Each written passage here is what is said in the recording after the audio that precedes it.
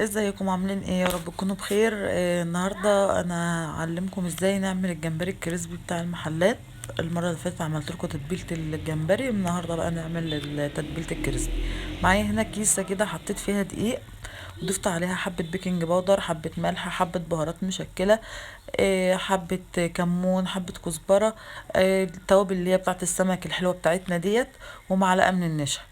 هاخد بقى حبة من الجمبري كده احطهم فين في الكيس ده، وهربط الكيس كويس جدا، وابدأ ان انا ارج الجمبري ده كويس جدا لحد ما ياخد كفر من الدقيق.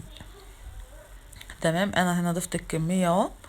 هرج بقى الكيس كويس جدا زي ما احنا شايفين كده، بحاول ان هو يبقى فيه شوية هواء عشان اعرف ارج الجمبري بتاعي في الكيس.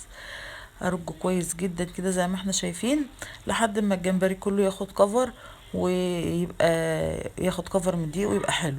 هننزل بقى الدقيق الزيادة ازاي؟ معايا بقى مصفى، اي مصفى عندك، المهم ان هي تكون مصفى كويسة عشان تنزل الزيادات بتاعت الدقيق كلها. تمام، هنا انا برج اهو كويس جدا. هجيب بقى المصفى بتاعتي عشان ابدأ ايه، انزل بقى الدقيق الزيادة كله. تمام كده، زي ما احنا شايفين كده خلاص انا رجيته كله بقى كويس. هصفي بقى الزيادة. تمام،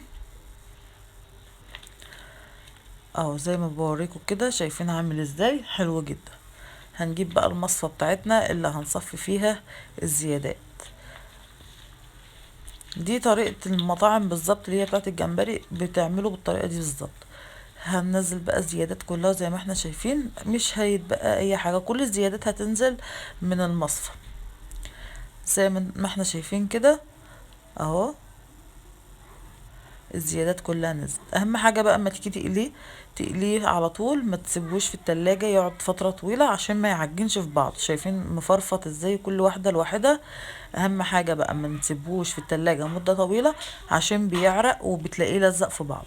انما كده هنحمره على طول في الزيت ومش هيحصل له اي حاجة. يعني لما تكوني انت عاملاه، يفضل ان انت مثلا تكوني هتقليه على طول. يعني لو انت عامله الجمبري مثلا وهتقليه بالليل، سيبيه ما تحطوش في الدقيقه الا غير وقت ما هتعمليه، عشان خاطر ما يعجنش معاكي.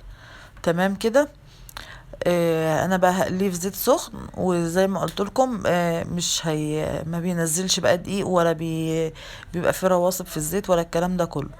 او زي ما احنا شايفين عامل ازاي. حلو جدا، جربوه بالطريقه دي هيعجبكم. طبعا لو اول مره تشوفوني ما تنسوش تعملوا لايك وشير وسبسكرايب، وتفعلوا زر الاشعار عشان يوصلكوا كل جديد مني. اتمنى ان تكونوا بتجربوا كل وصفاتي، ان شاء الله تعجبكم، واشوفكم على خير. مع الف سلامه، واسيبكم في رعايه الله.